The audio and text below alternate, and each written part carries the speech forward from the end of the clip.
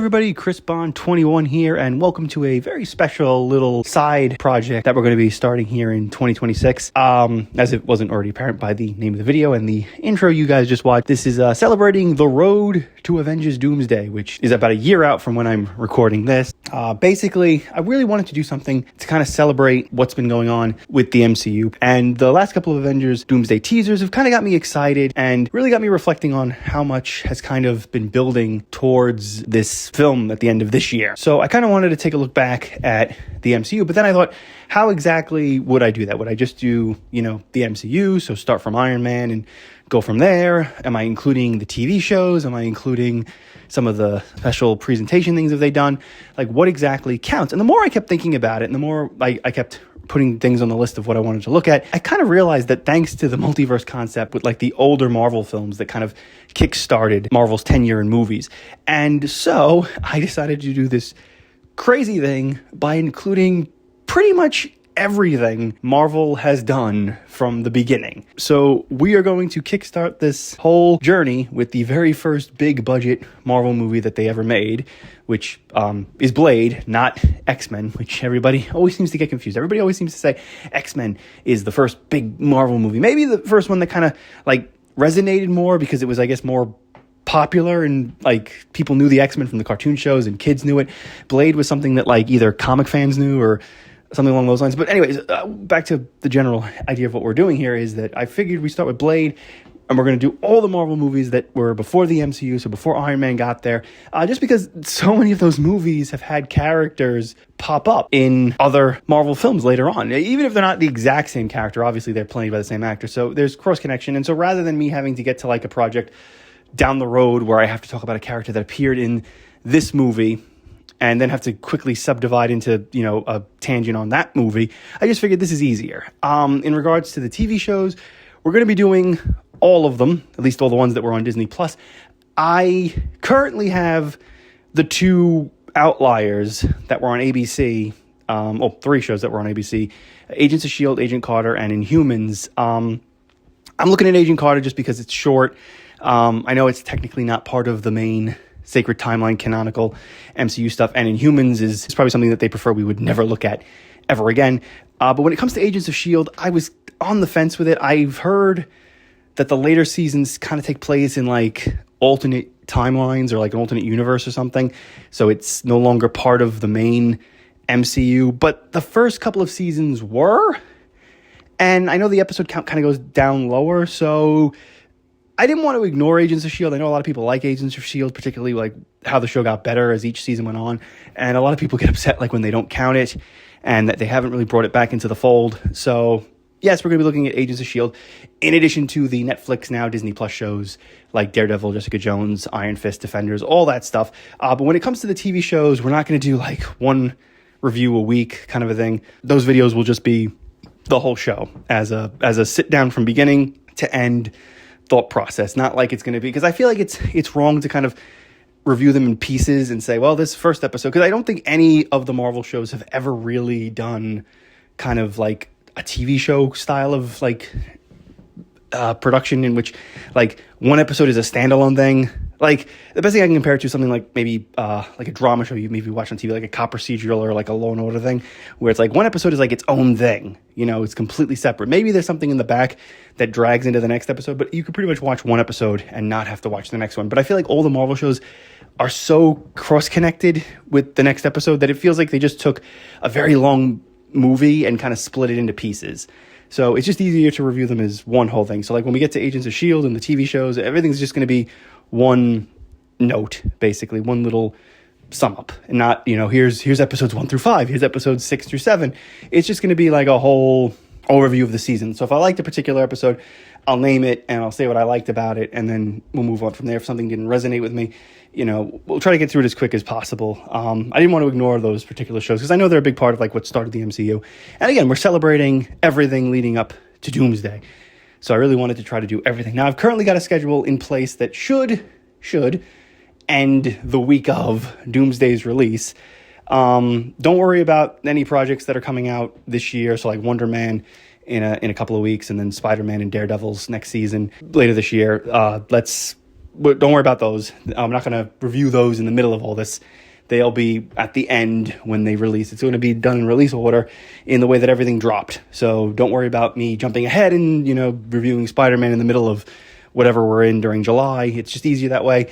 Also, it's probably not going to be that taxing because it's one TV show that's dropping all the episodes with Wonder Man, and then Daredevil's going to have, I think, a weekly release, hopefully, and then the cartoon stuff is going to be there. Oh, that's another thing. We're going to look at, we're only going to look at X-Men 97 and Wolverine and What If for the cartoon stuff. I was gonna maybe look at some of the other cartoon shows, but it's too much. It's too much. And I feel like those two shows are just enough at this point. So we're just going to look at those in terms of the cartoon stuff. And that's it. And those, again, will be one whole review, not a separate thing up.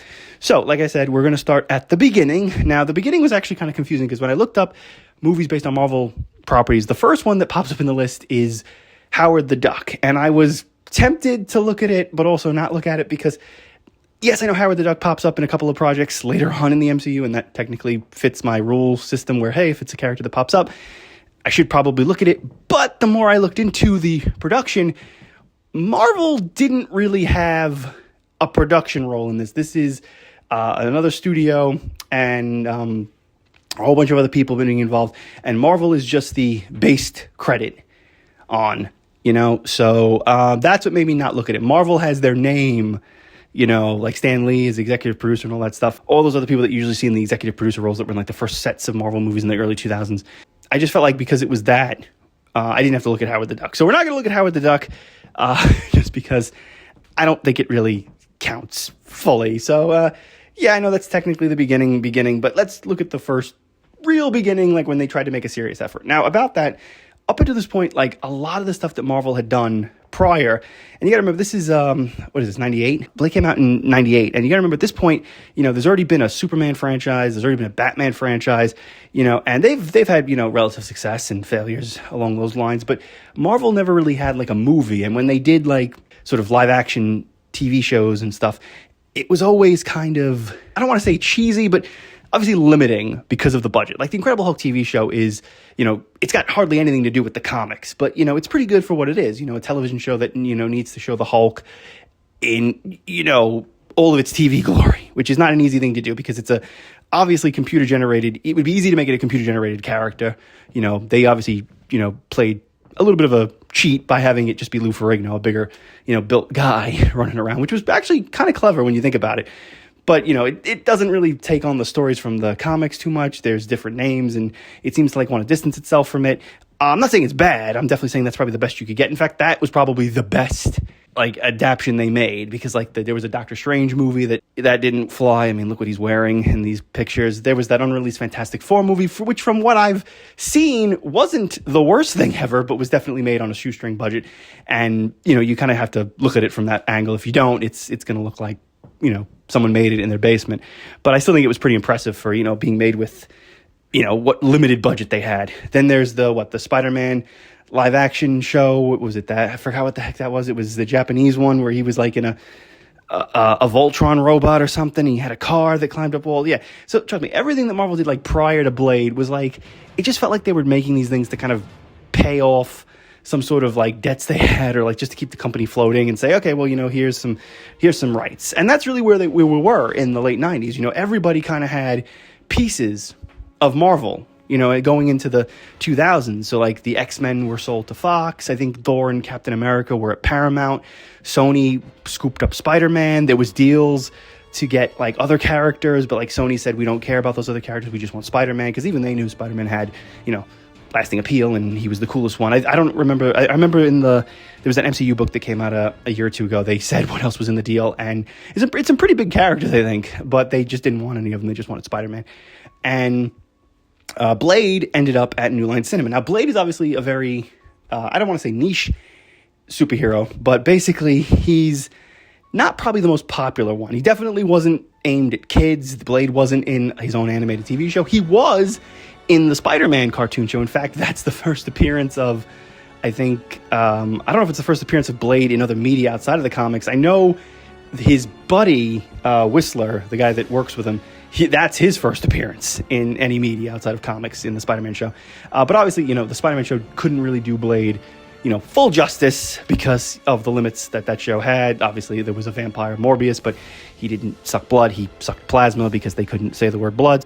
Obviously, they couldn't have Blade be this vampire slaying, killing machine who, chopped off heads and staked vampires and stuff. But, it was appreciated. And I liked the one or two episodes. I think he was in one episode, or maybe it was two. I can't really remember. I definitely remember the prologue of one of the Battle World episodes where he popped up. I don't know if that's the first time he showed up. He might have been in there before that, but Blade was kind of niche, and I didn't know Blade was Marvel. Like, I remember seeing this movie on like cable and stuff when I was a kid, and I just thought, oh, it's just a vampire movie. And by the time I was aware of Blade, movies like Underworld and things of that nature, like the sort of supernatural, like we have to stop the war against vampires and werewolves, became a little bit more popular. Like Van Helsing, when they tried to redo like the horror monster movies of the 20s.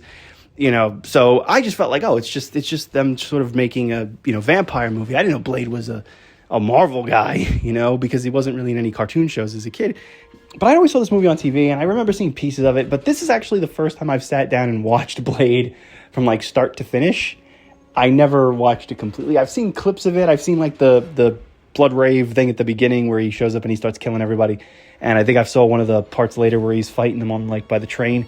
But I never saw the whole movie from start to finish. But I was kind of wondering how this was going to work, because I've seen the next couple of movies that have been early Marvel, so like X-Men, Spider-Man, those types of movies, and I know how the style and everything goes, but I was wondering how Blade was going to do it. And I can say that while it wasn't the greatest movie ever, I'm going to give him a bit of a pass, because again, remember, this is sort of the first time they're taking a project in live action media with one of their characters seriously, but you can still kind of feel like they're not totally convinced to go full tilt comic with it. And a lot of that has to do with studio meddling, and that's something that we're going to bring up a lot in these early Marvel movies, because a lot of the times you're going to hear somebody wanted to bring in a comic thing or do something comic-y, and the studio kind of shoots it down because they kind of don't think it's believable. So obviously things about Blade's history, the fact that he fights Dracula and the amount of vampires and stuff that he goes after are connected to him, and some of his villains are working for him. Obviously, that might make it a little too,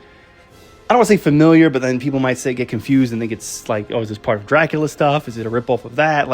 You want to try to be unique and, separate. So I can kind of understand why they probably wanted to stay away from that and make another villain, the guy. So they did the Deacon Frost character from the comics, even though they made him a young kind of looking, I guess, I'd say he's in his 30s maybe, instead of the old man he is from the comics. And they kept, like I said, Whistler, his helper who makes the weapons and stuff for Blade.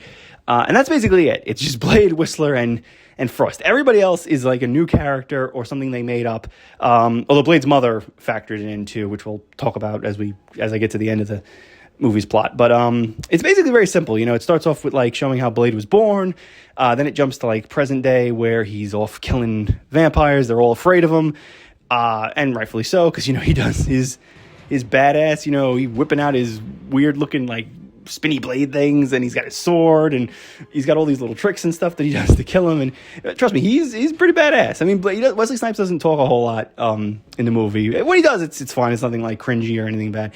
But when he gets to be Blade, when he gets to do his Blade thing, it's pretty badass. So honestly, that alone is kind of worth it just to see that. And also, I know that from what I read, a lot of what they did for Blade in this movie, the sword, the katana, and the trench coat and stuff, a lot of that stuff got sort of bled over into the comics, and sort of that influenced a lot of what Blade looked like and how he acted in the comics. So that actually shows that people like this and that they resonated well with it, because it's badass. You got a guy with a katana sword, skating on the floor and slicing things up and cutting body parts off. I mean, it's pretty cool, and it's sort of an upgrade from just stabbing wooden stakes through a vampire's chest. So makes sense.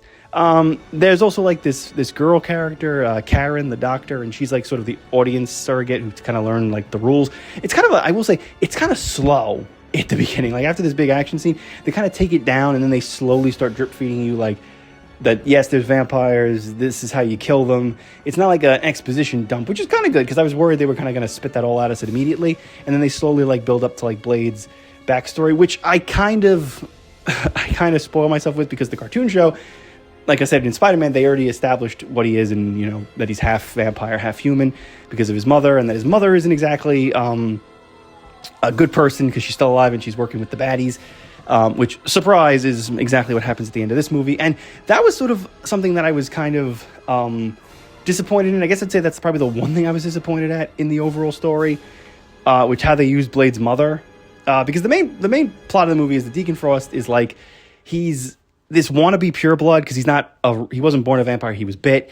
And he kind of has this attitude with sort of this league of foreign vampires that sit in a circle and they own everything. Like they have their hands in like government, politics. They're all over the place. Like it's an infestation. They're all over the place. Like everybody's a vampire in downtown. I want to say we were in downtown LA, but I'm not 100%. I wasn't paying attention. I don't think they said where we were. But wherever we are, the downtown city, it seems to be, it's not New York. I know that much, but it's wherever we were, they're all like connected to vampires and everything's in. And so he's pissed off at these guys for being pureblood and they kind of like diss him and stuff. So he's been like secretly translating these ruined scripts and things to try to figure something out. And he finds that there's this blood god that he can summon to kill all these guys and take their souls or whatever, and then summon this god who will turn everybody into vampires like immediately. Like there'll be no hiding from him. He'll be super powerful. And that's really it. And he just needs Blade's blood to enact this thing. And so for most of the movie, he's trying to get his goons to like capture him. And try to get him in. At first, I thought it was kind of stupid because like they're always having him in like talking distance, and they don't just like inject him with something to steal his blood. But apparently, they need like his whole body to like go inside this like cocoon thing so that they can drain him. So I was like, okay, that kind of explains that bit. And then at the end, it's just revealed that like Blade's mother is actually with Deacon, and that's the vampire who turned her in the first place. A big surprise. It wasn't that hard to figure out the way they plant the evidence. But like I said, I was disappointed in that because I kind of hoped. I know there's like 2 more Blade movies, and I don't know what they're about. So I was kind of hoping that maybe the movie was going to end with Blade's mother being alive and like watching him, and that was going to set up like the sequel, and like maybe they could address that later on. The way it is here, it feels like a very cheap kind of like moment that isn't really earned. And then she doesn't really say a whole lot, and then she kind of wants to make out with him in a really creepy incest kind of scene. Like I know the whole vampire analogy thing is like it's all just code for like sexual behavior, but like it's too much here. That's your mother, for Christ's sake. I don't care how long she's lived, I don't care how long you've lived, you're still related. Like and she looks like she's about to kiss him. It was just creepy. And then she kind of just disappears, and then she comes back and he kills her, and that's it. And they kind of just that was kind of the one disappointing thing that I didn't like, because I felt like there was more to mine out of that, and yet you don't really feel like how he reacts to it. He doesn't really have any emotion towards it. He doesn't talk to anybody about it, and that just kind of upset me a little bit, because I felt like there was more to kind of get out of that. I know Blade's not, I'm not looking for like, an in-depth like character study of sitting down and talking to him, but it's an easy thing to kind of get him to kind of wrestle with. Yeah, he wants to kill Deacon Frost because he's a vampire and he's evil, and that's what he does. But this is your mother, and yeah, your mother's a vampire, and yes, she's chosen her side with the baddies, but it's still your mother, and you've been sort of hunting this guy down your whole life. And now you find out that he turned her, and she's, basically screwing him. And that's kind of, it's a weight that you'd think he would have to address, but he doesn't. And that was kind of the one if thing I didn't like. The other thing was, like I said, the doctor chick, Karen, she kind of just there, like I said, for audience exposition. And she tries to find a way to, like, cure herself. And, like, despite the fact that they make it very clear, like, there is no cure for vampires, otherwise they would have done it, she kind of cures herself, I guess, sort of, kind of, I think. But then Blade bites her again, so is she a vampire again? Like, the way they explain it is, like, you get bit, and then you have, like, 2 days or something, or whenever the plot deems it, I guess, to turn. I mean, there's so much vampire lore that, it's hard to know what's, what they're going based on. They do a decent job, I say, of explaining it. This was the one thing that I kind of felt was a little confusing, because, like, she gets bit, and she kind of, like, drags it before she gets it, but yet her coworker at the hospital got bit, and he turned into a weird zombie that they hid at the bottom of the sanctuary building. So I don't really know how it works completely, but she's okay. I mean, she's pretty badass. The good thing about her, I'll give her points for, she's not like just along for the ride to scream and like freak out every 5 seconds when there's a vampire. She does a lot of like badass stuff. She punches him, she kicks him, she fights off, like I said, the zombie guy at the end. So she does do stuff. I like that. Whistler was cool. I liked him. Sadly, killed him off, which was disappointing, because I was like, I would have loved to have seen him in a second movie, because he's just like, he's badass. He's like this old grizzled guy, and he just sort of shows up with the guns and starts blasting heads. Although there's one part where he's like fighting in the train section, and I'm pretty sure the train like whips him or like hits him, And, like, the train's running at full speed, so he should be, like, shredded. And yet he's fine. He jumps into a manhole cover. And that was kind of it. That was really my only problem with the plot. Like I said, it's a simple plot. It's just Blade going after the Deacon. You know, that's really it. There's not a whole lot of meat there. Other than that, that's fine. You know, it's decent enough. There's nothing too cheesy. The one thing I would say is cheesy, although it borders sometimes on cheesy, would be the effects. Sometimes it's pretty good. For 98, you know, this is early CGI. You know, The Matrix hasn't come out yet, so, you know, you can't say that they're copying, you know, the whole trench coat look. There was one part where he goes inside the the building with the guards, and I thought, oh God, we're ripping off the hallway scene from The Matrix. And then I was like, wait a minute, The Matrix hasn't come out yet. The Matrix is the following year, so they haven't ripped that off. I was like, oh, this is technically brand new.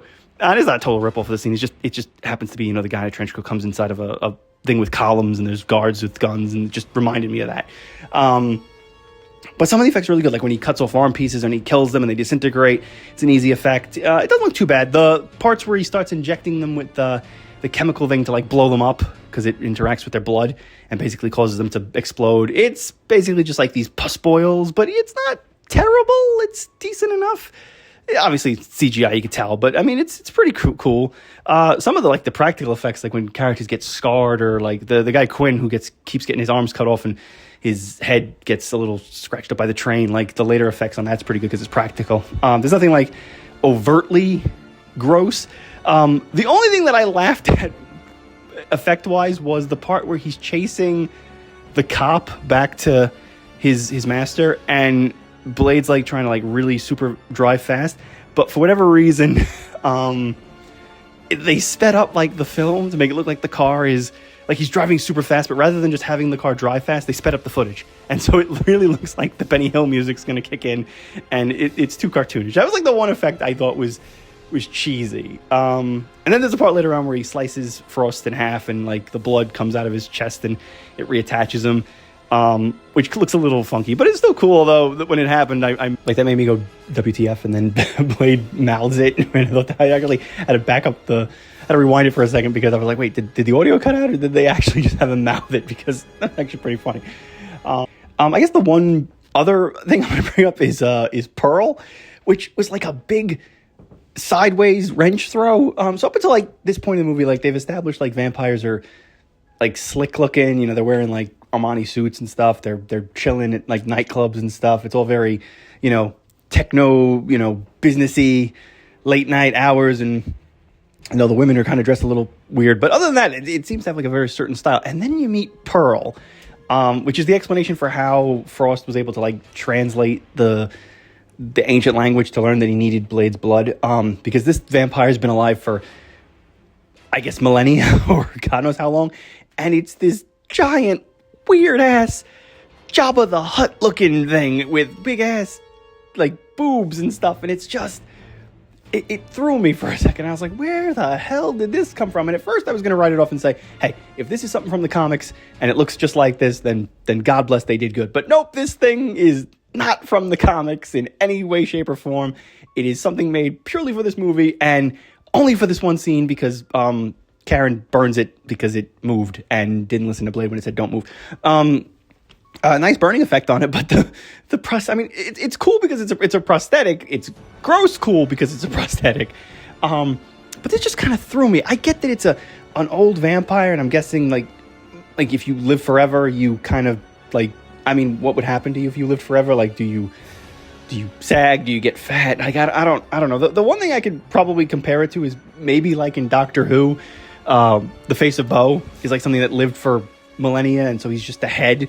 But like that still kind of fits, you know. And he's in a tank and stuff. It's just, and it's a big head, and there's no body to it. But here it's like, I don't know. And then there's like the flatulence thing, and it just, I don't know. It didn't. I don't know. It was kind of a funny theme, but it was like funny just because it was weird, and it felt weird just because. I don't know, it's like somebody had a bet, and they're like, hey, I bet we could put this giant boob monster into the movie, and like, I don't know, that was like the one thing that kind of just made me go, I don't know. I'm gonna give it a pass, like I said, because it was the first time to being serious. In regards to how I'm gonna review these, like, am I rating them? I guess I'm gonna rate them more on like a, you should watch it, you should skip it kind of a thing, or maybe you should watch it because it's so bad, or watch it because it's good. So yeah, for Blade, I'd say, you know, it's watchable. You know, it's definitely interesting to see like where Marvel kind of got its first start, I guess. Yeah, I know this isn't like the first live action thing, like I said, Marvel ever did, but like this is their first like serious, studios behind it, money's being poured into it kind of a deal. And just sort of see it for, I guess for what it is. Like, it's one of the first things they did. It's taking a kind of obscure character who, didn't have the biggest fan base ever, and I think overall it does okay. It's not the greatest movie in the world, and you could argue that it's kind of dated with the, special effects and stuff like that. But honestly, I didn't hate it. I didn't think it was terrible. Like, I didn't think there was a lot of stuff you can make fun of every few seconds. Like, there's a couple of little sequences here and there, but there was nothing like overtly yikes about it, like we'll see in other movies down the road, kind of a deal. So, give it a watch. Especially if you watched Deadpool and Wolverine and you were interested in sort of seeing where Wesley Snipes came from and his whole backstory thing. I think it's worth it, especially because we kind of don't know what's going on with the reboot of Blade, but we'll talk more about that as we get closer to the actual MCU stuff. So overall passable. It's a watchable movie. You should definitely check it out.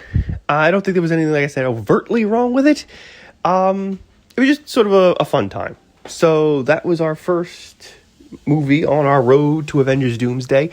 Check in next time when we look at the movie that everyone gets confused with and thinks is the actual beginning of Marvel's cinematic journey, which would be X-Men. So thanks for watching, and I'll see you on the next one.